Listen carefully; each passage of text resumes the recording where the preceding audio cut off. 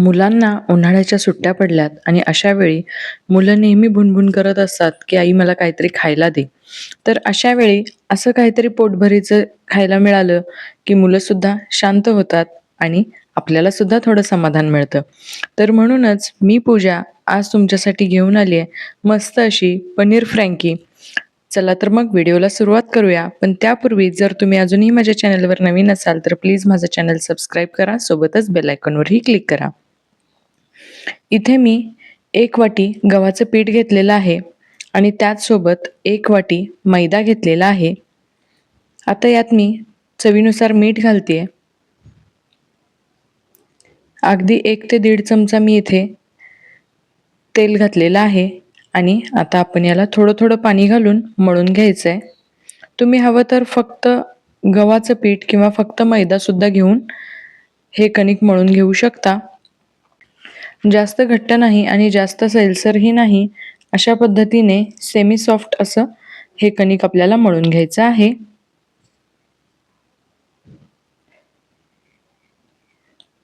तर आता अगदी आवश्यकतेनुसार थोडं थोडंसंच पाणी घालून आपण हे मळून घेऊया.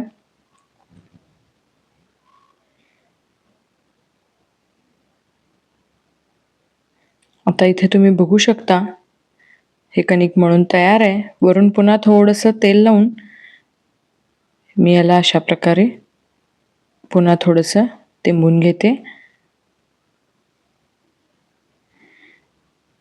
तर आता हे आपल्याला साधारण 15 ते 20 मिनिटं झाकून ठेवायचं आहे. आता एका कढईमध्ये मी थोडंसं तेल घेतलंय. आपण हा फ्रँकीसाठीचा मसाला तयार करतोय. साधारण 1 ते 1.5 चमचा मी तेल घेतलंय आणि त्यामध्ये 2 चमचे मी तूप घातलेलं आहे. हे तूप गरम झालं की त्यामध्ये मी 2 हिरवी मिरची, 1 इंच आलं आणि 5 ते 6 लसणाच्या पाकळ्या यांची एक पेस्ट करून ती पेस्ट यामध्ये मी घातली आहे. आता ही पेस्ट व्यवस्थितपणे आपण फ्राय करून घ्यायची आहे. पेस्ट ही फ्राय झाली की त्यानंतर मी 4 उकडून मॅश केलेले बटाटे यामध्ये घालतेय आणि हे आपण व्यवस्थितपणे मिक्स करून घ्यायचं आहे, जेणेकरून आलं, लसूण आणि मिरचीचा स्वाद व्यवस्थित सगळीकडे मिक्स होईल. फ्रँकीचा मसाला बाजारात इझिली अवेलेबल होतो, पण मी इथे तुम्हाला घरगुतीच मसाले वापरून हा मसाला सांगते. त्यासाठी मी साधारण अर्धा चमचा धनेपूड, 1 चमचा भाजलेल्या जिऱ्याची पूड, शिवाय अर्धा चमचा गरम मसाला, अर्धा चमचा काळं मीठ, थोडंसं साधं मीठ, त्यानंतर 1 चमचा मी आमचूर पावडर घातलेली आहे आणि अर्धा चमचा मी लाल तिखट घातलंय आणि हे सगळं आपण व्यवस्थितपणे मिक्स करून घ्यायचं आहे. तुम्ही एकदा या पद्धतीने मसाला बनवून बघा, खरोखरच खूप अप्रतिम चव येते. आणि आता हे सारं मिश्रण व्यवस्थितपणे तयार झालेलं आहे. आता मी गॅस बंद करून हे थंड होण्यासाठी ठेवून देते. तर आता इथं आपलं कणिक सुद्धा अगदी व्यवस्थितपणे भिजलं गेले. तर आता मी याचे 2 गोळे बनवून घेते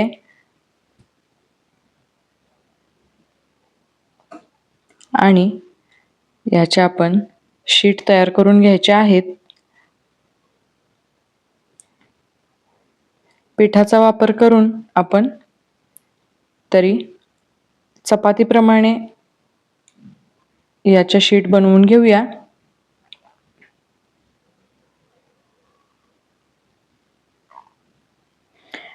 आता इथे मी तवा गरम करण्यासाठी ठेवलेला आहे आणि ही आपण चपाती यामध्ये घालूया आणि अगदी परफेक्ट 100% आपल्याला भाजून घ्यायचं नाहीये.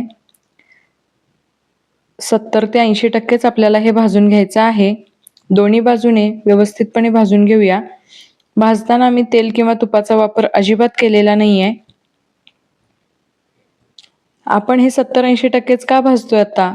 कारण आपल्याला या फ्रँकीचा मसाला सगळा मध्ये भरल्यानंतर पुन्हा एकदा थोडंसं तूप किंवा तेल टाकून हे पुन्हा भाजून घ्यायचं आहे.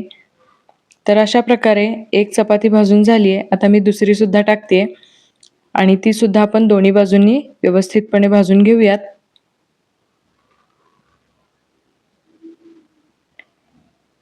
ही फ्रँकी खूपच पौष्टिक आणि चवीला सुद्धा खूप छान ठरते. दोन्ही बाजूंनी भाजल्यानंतर आता आपण ही चपाती किंवा ही फ्रँकीची शीट काढून घेऊयात.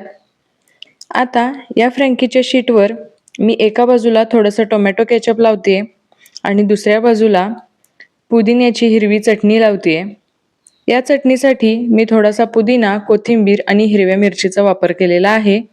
त्यात चवीनुसार मीठ घातलेलं आहे. आणि आता दोन्ही बाजूला ग्रीन चटणी आणि टोमॅटो केचप लावल्यानंतर जे आपण बटाट्याचा मसाला बनवला होता तो मी अशा प्रकारे मध्ये रोल करून ठेवते. तुम्ही हवं तर कटलेटप्रमाणे फ्राय करून सुद्धा ठेवू शकता. यासाठी तुम्हाला छोटे छोटे कटलेटप्रमाणे पीस बनवून ते शॅलो फ्राय करायचे आहेत. मी इथे बटाटा शिजवून घेतल्यामुळे अजिबात फ्राय केलेलं नाही आहे.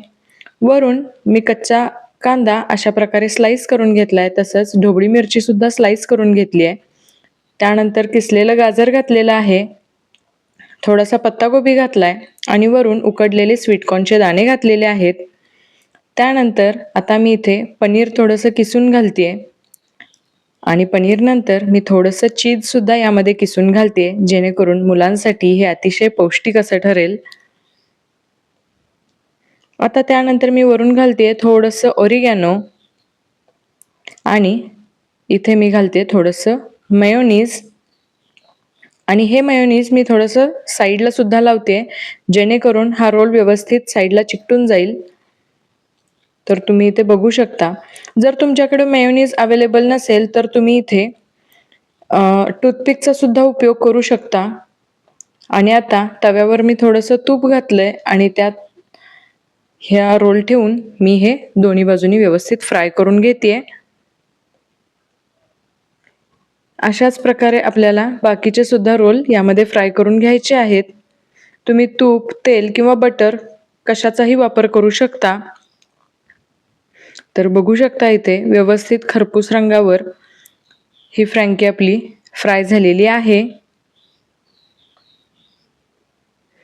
तुम्ही सुद्धा ही रेसिपी एकदा नक्की ट्राय करा आणि या सुट्टीत मुलांना नक्की खाऊ घाला. टिफिनला सुद्धा तुम्ही ही रेसिपी बनवू शकता. आणि ग्रीन चटणी आणि टोमॅटो केचप सोबत हे सर्व करा. तुम्ही इथे आता बघू शकता आतमध्ये खूपच सुंदर असं सारण याचं दिसतंय. शिवाय चीज आणि मेयोनीज यामुळे खूपच सुंदर असा हा रोल दिसतोय. तुम्ही हवं तर बटर पेपर किंवा फॉईल पेपरमध्ये सुद्धा हे रॅप करू शकता. तर मैत्रिणींनो, ही रेसिपी तुम्हाला कशी वाटली हे मला नक्की कमेंट करून कळवा आणि रेसिपी आवडली असेल तर लाईक करा. सोबतच तुमच्या फ्रेंड्स फॅमिलीसोबत नक्की शेअर करा.